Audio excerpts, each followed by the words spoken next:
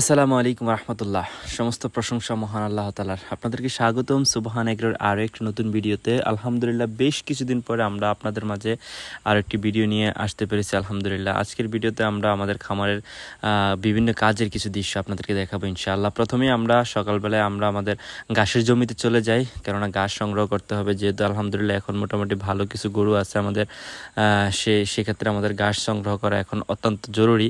তো আমরা সকাল সকালে আমাদের ঘাসের জমি থেকে ঘাস সংগ্রহ করে আমাদের ঘাস কাটার মেশিনের মধ্যে দিয়ে আমরা ঘাসগুলোকে টুকরো টুকরো করে নিতেছি, ছোট ছোট করে নিতেছি, যেটাকে আমরা চপার মেশিন বলে থাকি। আর এই ঘাসগুলোকে ছোট ছোট করে নেওয়ার একমাত্র কারণ হচ্ছে এতে করে গরু ঘাস অপচয় করে না। যেহেতু গরুগুলো ঘাস মুখে নিয়ে এদিক ওদিক তাকায়, মাথা উঁচু করে, সেক্ষেত্রে ঘাস অনেক অপচয় হয়, যা নিচে পড়ে যায়, যেগুলো পায়ের মাধ্যমে ওরা গোবর লাগিয়ে ফেলে, সেজন্য আর পরবর্তীতে সেগুলো আর খেতে পারে না। সেজন্য এগুলোকে আমরা ঘাস কাটার মেশিনের সাহায্যে ছোট ছোট করে দিই। যাই হোক, আলহামদুলিল্লাহ আমরা ঘাস কাটার কাজ সম্পূর্ণ করে এসে আমাদের খামারের মধ্যে চলে এসেছি।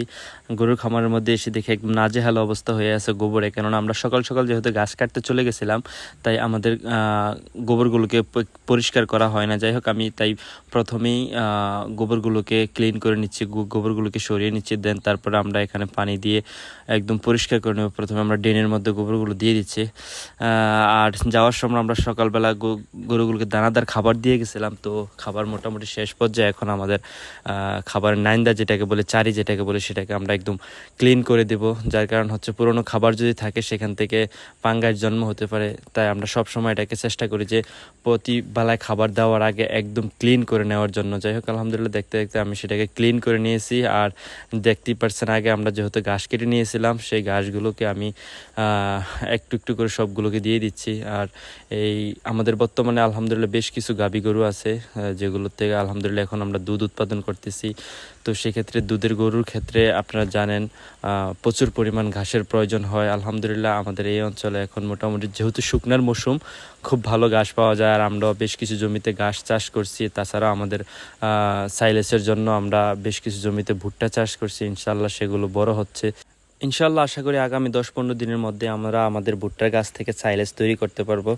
আমাদের ভুট্টা গাছটি ইতিমধ্যেই মোটামুটি ভুট্টার ফলন আসা শুরু করছে। যেহেতু এগুলো আমরা ভুট্টা সহ সাইলেজ তৈরি করব, সেক্ষেত্রে ভুট্টাটা যদি একটু বড় হয়, তো সেই পর্যন্ত আমরা একটু অপেক্ষা করতেছি। যাই হোক, আমাদের জন্য আপনারা দোয়া করবেন। আমরা আমাদের খামারটাকে ধীরে ধীরে সম্প্রসারণ করার চেষ্টা করতেছি। আপনাদের দোয়া, আপনাদের ভালোবাসা, ইনশাআল্লাহ আমরা আপনাদেরকে নিয়ে অনেক দূর এগিয়ে যেতে চাই। তো আলহামদুলিল্লাহ আমরা দেখতে দেখতে গরুগুলোকে খাবার দেওয়া শেষ করলাম। আমাদের জন্য দোয়া করবেন। আজকে এই পর্যন্ত, কথা হবে আগামী ভিডিওতে। সে পর্যন্ত আল্লাহ আপনাকে ভালো রাখুক, সুস্থ রাখুক। আর আমাদের চ্যানেলটিকে সাবস্ক্রাইব করে আমাদের সাথে থাকবেন এবং কি আমাদের ভিডিও দেখবেন। আসসালামু আলাইকুম রহমতুল্লাহ।